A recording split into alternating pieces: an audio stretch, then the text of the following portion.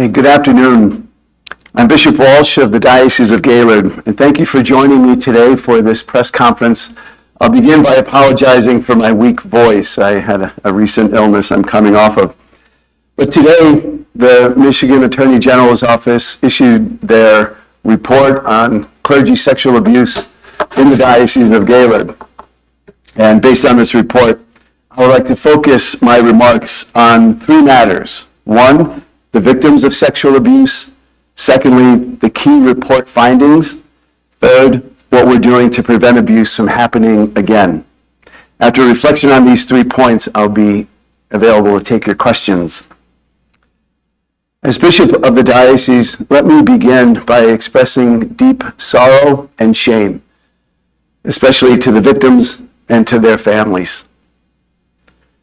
The painful reality of sexual abuse by members of the clergy, including bishops, priests, and deacons all around the world, has roiled the Catholic Church for several decades now. We know it is a sin that is not exclusive to the Catholic Church, but nonetheless, we as a clergy are rightfully held to a high standard and must give an account for these failures to live up to our call to holiness. Sexual abuse causes deep wounds that leave lasting physical, psychological, emotional, and spiritual effects on victims. While listening to people's accounts over the years, I have seen the immense pain that these sins have caused both the victims and their loved ones.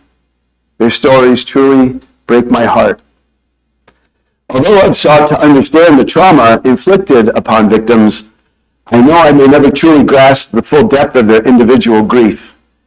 The deep pain is unique to every person and can affect many aspects of a person's life, from their relationships to their employment to their very relationship with God.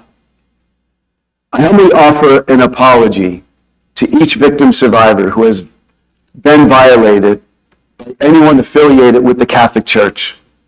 Many of you have suffered in darkness for years, and I am truly sorry for that.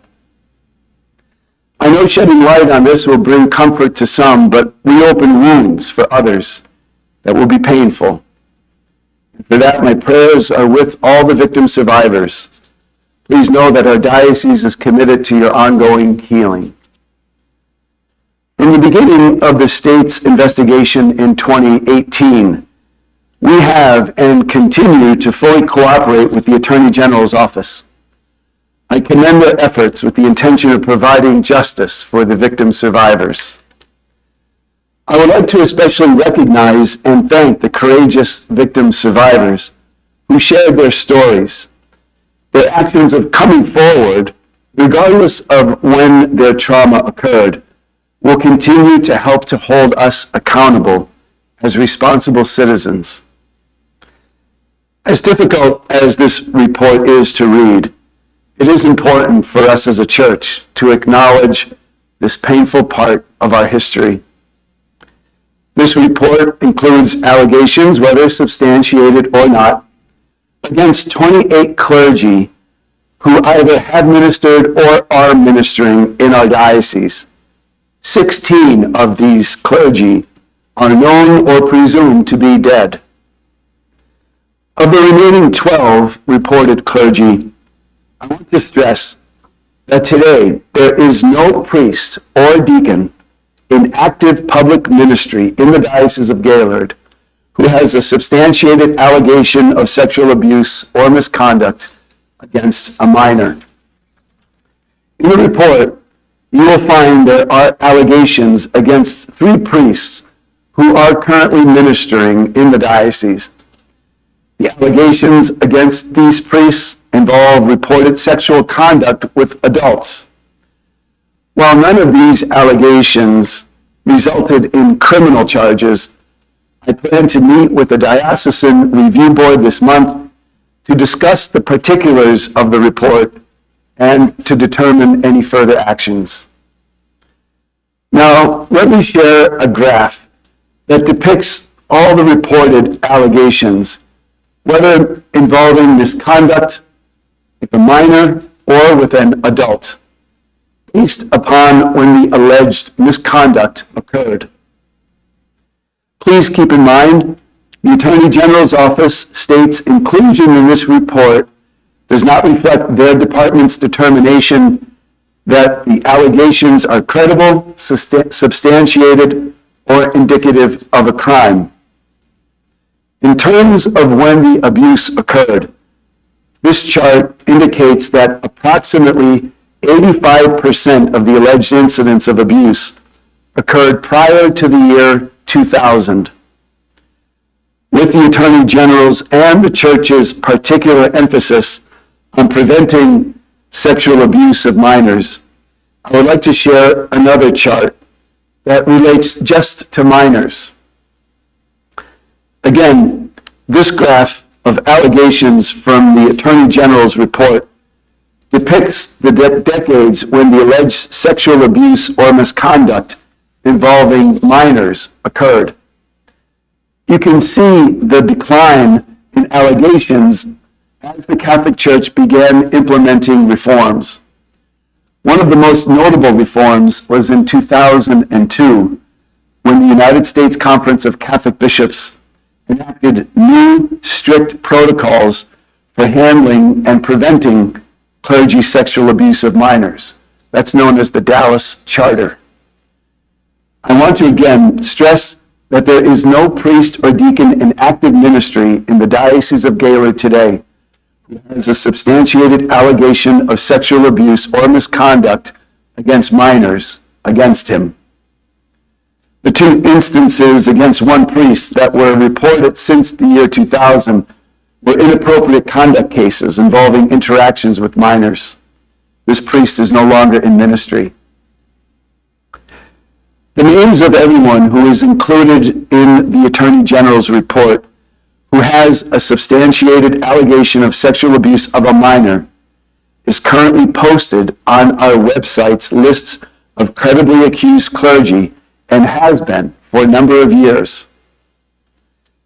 Sadly, all of this information shows the very human side of the Church, which is not immune from the brokenness that we find in our humanity.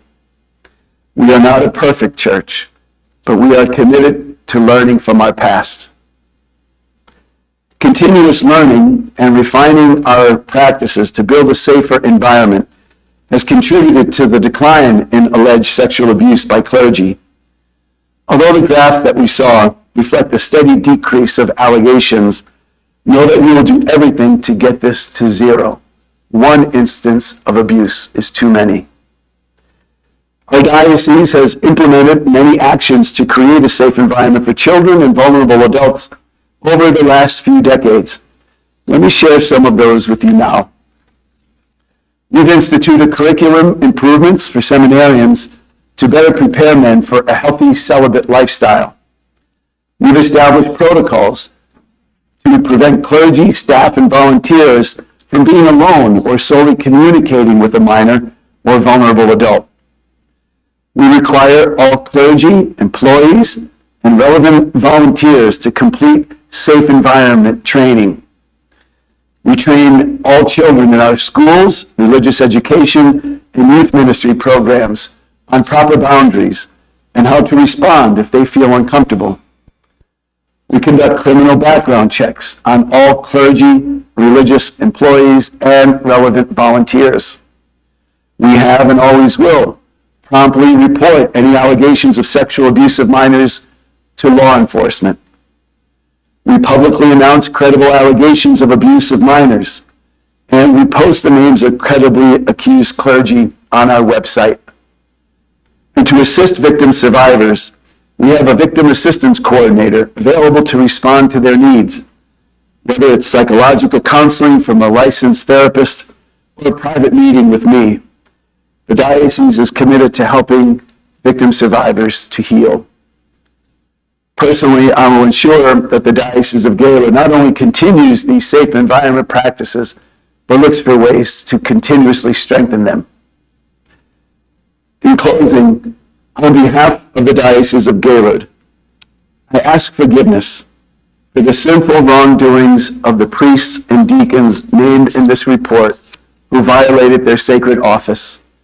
and for any way the church leadership did not live up to our noble call. I encourage anyone who suffered clergy abuse or has not yet reached out to please share your story with the Attorney General's office, the local authorities, or our Victim Assistance Coordinator. We have and will continue to work closely with law enforcement.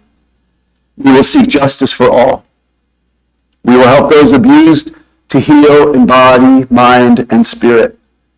We will uphold our stringent safe environment practices and look for ways to continuously strengthen them. We will always strive to prevent clergy sexual abuse from ever happening again in the Diocese of Gaylord. Finally, I would ask all to turn to God in prayer. Pray for the healing of all the victim survivors who have suffered. Pray for the respectful priests and deacons who do serve faithfully. Pray for the church that we will be purified by this trial, and that I, as the diocesan bishop, will be an ever more faithful servant of Jesus. So having reflected on the victim survivors, the key report findings, and our efforts to prevent abuse, I will now take any of your questions. Can people who feel they've been the victim of sexual abuse, can they feel confident that you and the church will take their charges seriously? Yes, I would very much hope so. It's such a very important part of what I know my role as the bishop is, and the environment that we've created, again, since the Dallas Charter was established in 2002, with very strict protocols that have to be adhered to, and has built a culture for the last 20 plus years. So any victim that would come forward would receive the pastoral care that is due. And I know these actions over the past 20 years taken by the diocese for these allegations. Do you foresee more evolutions in these actions in the future? Well, there's probably evolution at a number of levels, including at the Vatican level with Pope Francis's ongoing modifications of what protocols there are, for example, with reporting of abuse of a bishop and how to follow standards like that. In addition to the universal church level, the USCCB, the United States Conference of Catholic Bishops, also will be continuing to advance ways that will further the safe environment protocols. And again, then at the local level, at the diocesan level, we too will be looking for ways that we can strengthen those practices. We feel we have a strong safe environment protocol, as it was outlined in some of that report right now, but there will always be ways to improve. Thank you. Just a couple of questions. First, just on a factual thing, and I may have heard it wrong, but I believed you said that a lot of the priests were dead or presumed dead. That was I found that an interesting bit of vocabulary. I was wondering if you're just hedging your bets, or if that actually is something in the report. Yeah, the presumed, I don't know for sure whether, they're not all diocesan priests. Some of the priests were from outside of the diocese, and we don't have as much of a connection. Obviously, we would know if it was a diocesan priest, but there are several religious order priests, or those that had come in and served only for a period of time and then left. And to my knowledge, the Attorney General's office or our own investigation couldn't make that exact determination, so that's why we added that language. Just, it wasn't for the vast majority by any means. Gotcha, thank you. And then I guess my other question is just sort of related to the graph here, decades when alleged abuse occurred versus reported. Obviously, I feel like this refers to a couple things. There's obviously people reporting their experiences, but there is also the diocese reporting to law enforcement. And it's very clear that collaboration has increased lately. I was wondering if you could speak to anything. Was anything discussed with the Attorney General's office about 20th century conduct of the diocese in whether or not allegations that came at that time was reported to law enforcement? You know, we work very closely with the Attorney General's office, and we had our legal team involved with a lot of the updating of what we've done as a church to implement the protocols that I think we've seen those improvements and allow that relationship to be strengthened between the church and civil authorities and be able to have accountability that's very much in the foreground of any allegation that comes to our attention. So I could just assure you that I know that our legal team, and as we did a lot of back and forth over these last 5 years, but most especially more recently since early November when we were working very closely with the Attorney General's office, that we try to do our best to keep them abreast of all of the ways that we as a church have been trying to establish our protocols in a way that is responsive to the allegations that come in and our desire to cooperate with the civil authorities. I'm not sure if that answered the question, if there's something more. I guess it's, I don't know the story of the Gaylord Diocese specifically. I only know the broad strokes of things that happened when I was younger in the early 2000s, especially in relation to Boston, for example. Right. But a running theme in the pop culture's memory of these things is that things were reported, that there were some things reported in the 20th century, although it wasn't as common back then, and that things were often potentially tampered down, either by church officials in certain places or by law enforcement that might be well tied in the community. I am not saying anything about the community of Gaylord in any respect because I'm not from here originally and I don't know, but I'm just wondering, has there been any reflection on, for things that were reported back then, were those things reported? Is there any way to know that those things were reported to law enforcement at the time and that things were handled as we expect them to be handled now at the time? Well, I think that the Attorney General's report would have included what they thought was relevant in terms of the reporting in the report itself. And again, prior to that year 2002, when the Dallas Charter took effect and new protocols began in earnest, that bishops or the way the church handled things were not at that same level of the protocol.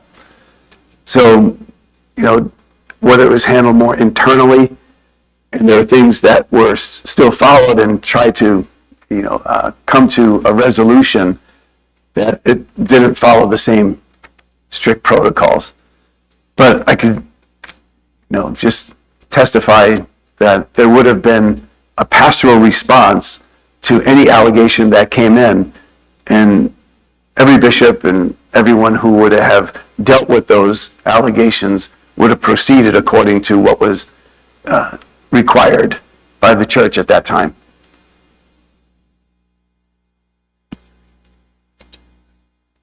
Are there any further questions?